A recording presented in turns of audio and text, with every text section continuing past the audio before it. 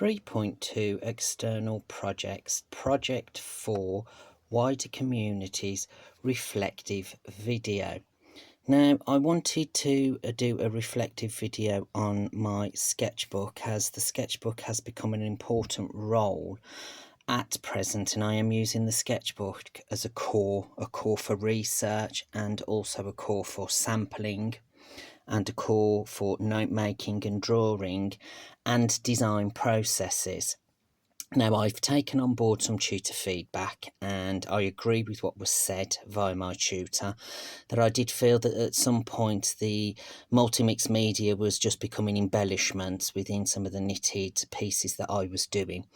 But I did know that I wanted to continue this further and turn some of the pieces into more knit, and then possibly at a later date bring in the multi-mix media.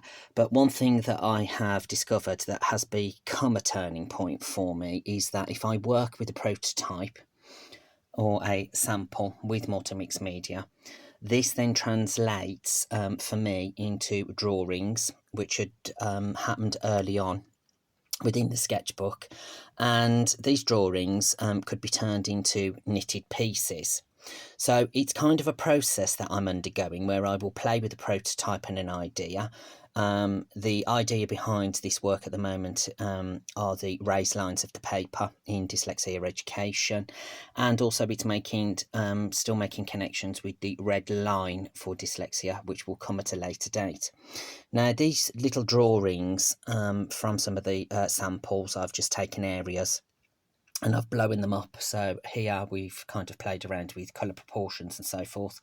As I've already discussed, my colour palettes are kind of dictated by the materials that I use. So I haven't really isolated or said this is the colour palette that I'm going to work with. But I've just been having some fun. So here I've just translated some of the knit with colour proportions and so forth, and started playing around with loose rings and so forth on the knitting machine, and becoming more confident and starting to learn more in-depth techniques with the knitting machine. This is going to be an ongoing process, because I am also engaging and at some point was trying to attach and insert some multi-mix media. So through here we can see pipe cleaners have been hooked into the knit, and these pieces actually developed because the wire now will act as a restructure for the knitting, which is going to kind of take me on to further areas of wrapping these pieces around the body, and it generates movement and so forth. So we can see that I've started to engage with knitted samples. I've always been attracted to the reverse of the knitting for some reason.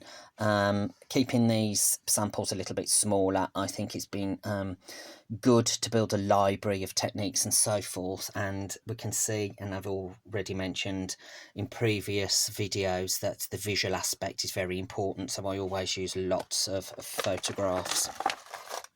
So through here, more of a development, again using the mesh as multi-mix media, but again the pieces still become tactile and the pieces are still moving. The wire is an underpin for the knit, and deforms and so forth, and reconstructs.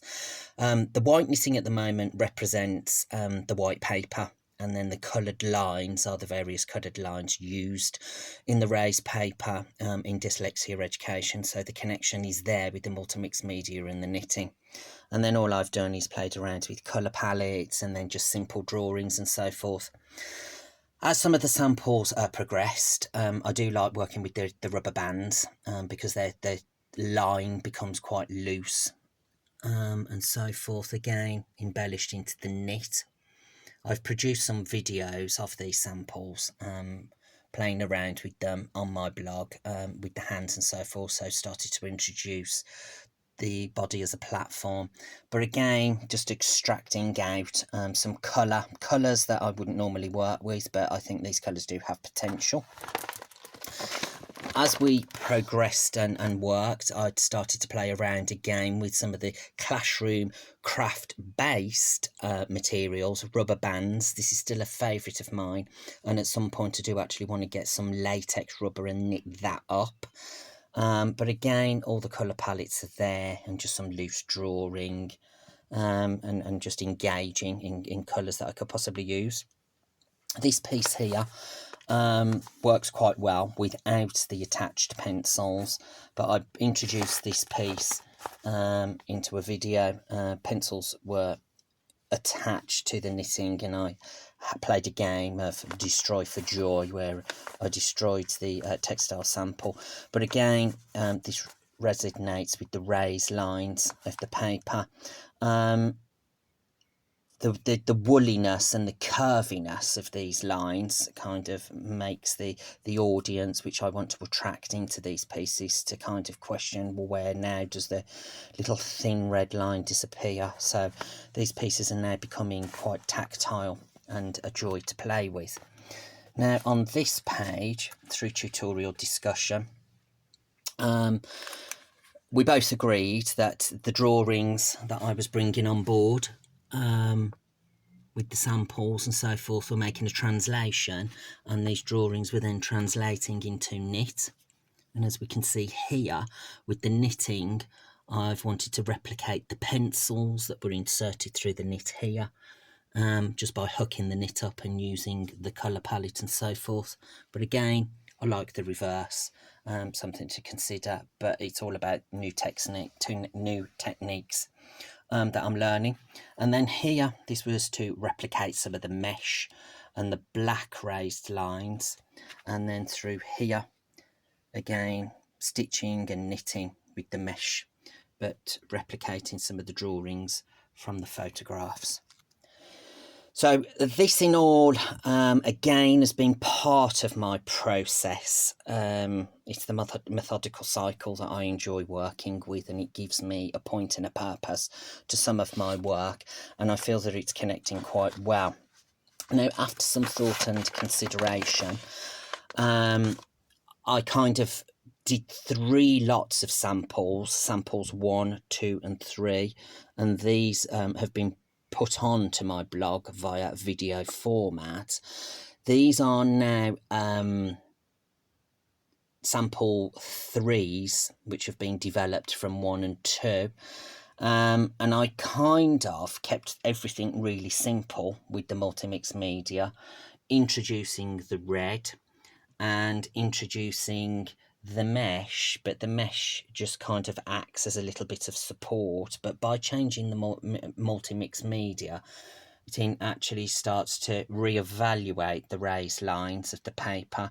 But what I've kind of discovered through here is this is giving me a better colour palette. It's a colour palette and a set of samples that's a lot more mature and less colourful than the previous. So I kind of think there's been some success from this developed work.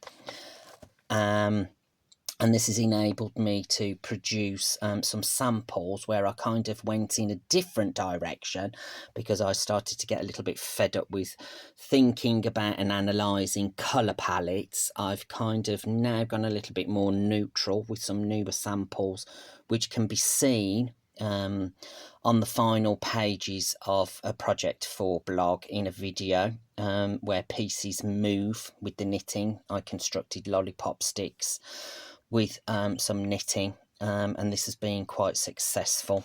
So what this has enabled me to do now, which is going to be an introduction for Project 5, is actually just looking as a colour palette of the wooden lollipop sticks and just black thread to actually enhance any colour that it engages with. And as we can see here, I have been working on multi-mix media again with the knitting, but again this is giving me some drawings to re-evaluate and translate into some knitted samples. Still playing with the idea of the raised line. The raised line might become flexible, or the raised line might be inserted and maybe look organic. But what I've been doing with the knitting machine at this stage is just knitting various threads that are cotton, silk, woolen, and just putting together some combinations which I'll be working on for Project 5. And some of these samples are actually going to now move forward to become larger scale knitted pieces, and will be refined and developed. And then I have also been going into looking more in depth with fashion and textiles and using the body as a platform. So the continuation of the research and the practice needs to flow for me. Again, it needs to synthesize, and it also needs to form part of my methodical cycle, and it's the way that my textile practice works, and it works particularly well for me. So hopefully in project 5 we can see some brand new developments and some brand new work. I think I need to start now looking at designing some sampled pieces and how I'm going to connect and link, and how I would probably or possibly like to introduce the red line for dyslexia, but again the multi-mix media is dictating the colour palette. I feel that this work now with colour palettes and textures and samples has become a turning point, and I think I'm really going to start to engage with project for external projects. I've also been doing more research with the case studies and the course materials on collaborations, and I've got a few peers that I would like to work with and some contacts with the Museum of Carpet. So at the moment everything's kind of waiting on responses to emails and so forth, but all in all I think that the project is going in the right direction.